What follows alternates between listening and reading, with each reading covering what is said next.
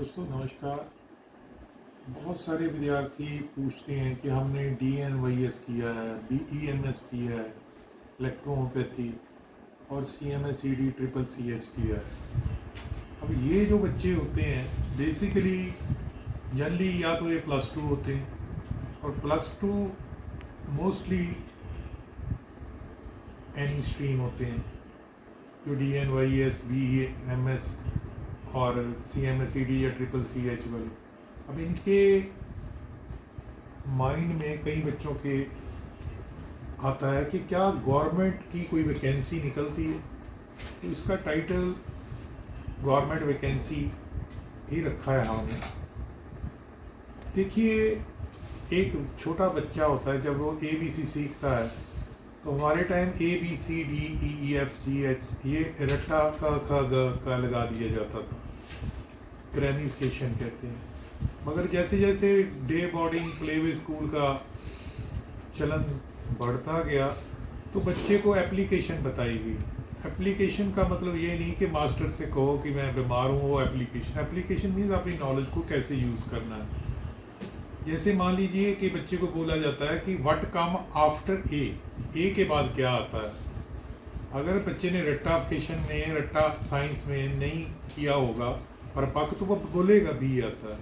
अगर उसको बोलोगे कि बी के बाद पहले क्या आता है तो वो ए बोलेगा। तो ऐसे ही जब ए फॉर एप्पल्स खाया जाता है तो साथ में पिक्टोरियल कलरफुल डायग्राम एप्पल की, सी फॉर कैट तो बिल्ली की।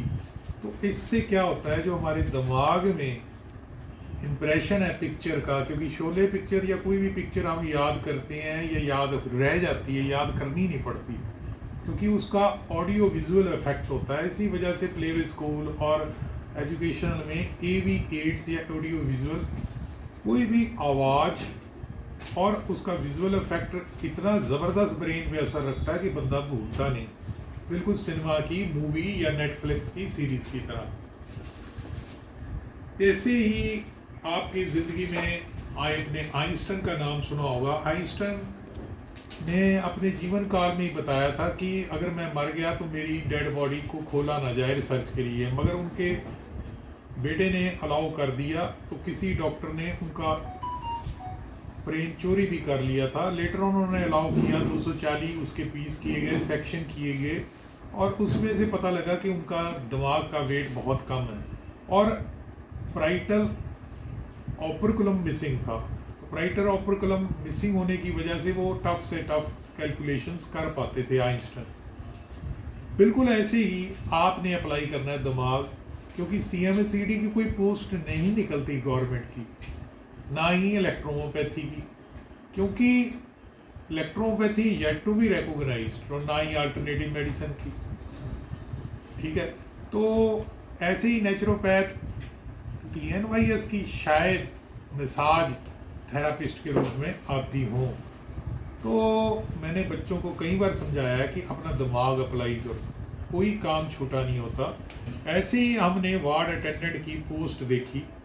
वार्ड अटेंडेंट की पोस्ट कैंडिडेट 8वीं पास हो और उसने जो 8वीं की हो किसी मान्यता प्राप्त से की हो, और ये बाबा फ्री यूनिवर्सिटी हेल्थ साइंसेज का ऐड मैं देख रहा हूँ, आपको दिखाता हूँ प्रूफ के तौर पे। उसमें रिटन एग्जामिनेशन था 90 मार्क्स का और एक्सपीरियंस 1 ईयर का।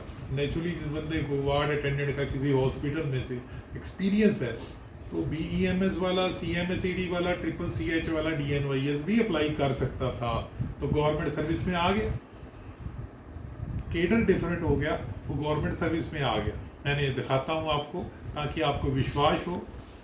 तो कोई भी काम छोटा नहीं होता। ये देखिए, मैं आपको ये नोटिफिकेशन दिखा रहा हूँ, ये ऑलरेडी पब्लिश हो चुका है, पेपर भी हो चुका है। ये बाबा फ्री यूनिवर्सिटी हेल्थ साइंसेज, तो इसमें 1837 उम्र लिखी हुई है, SC ST कैटेगरीज लिखी हुई हैं, कौन सी लैंग्वेज कंपलसरी है, तो एग्ज़ामिनेशन सारा लिखा हुआ है।